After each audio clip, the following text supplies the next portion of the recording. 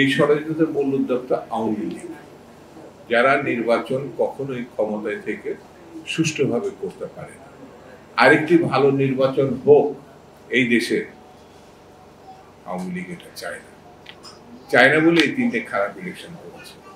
হাসিনা গণহত্যাকারী, এ ব্যাপারে আমার মনে হয় বাংলাদেশের মানুষ, বিশেষ করে দক্ষিণ পূর্ব এশিয়ার মানুষ, এটা তারা জানে। বিদায়ের আগে, পালানোর আগে, লুকানোর আগে সে যেভাবে নির্বিচারে গণহত্যা চালিয়েছে, এটা তার বাবা শেখ মুজিবের পথ অনুসরণ করেছে। ৭২-৭৫ 40 থেকে 50 হাজার বিরোধী দলের নেতা কর্মী শেখ মুজিব হত্যা করেছে। তারই উত্তরসূরি শেখ হাসিনা দীর্ঘ শাসনকালে 10,000-এর উপরে, আর গত জুলাইয়ে আমাদের ছেলে মেয়েদিকে জুলাই আগস্টে এই গণহত্যা ইতিহাসের ভয়ঙ্করতম গণহত্যা হিসেবে চিহ্নিত। আর লুটপাট শেখ মুজিবের সময় আমরা দেখেছি।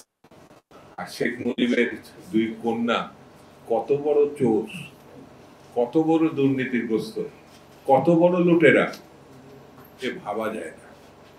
তারা এই লোভকে সংবরণ করতে পারে না বলে 8 থেকে 10টি ব্যাংকে একেবারে সবকিছু নিয়ে গেছে।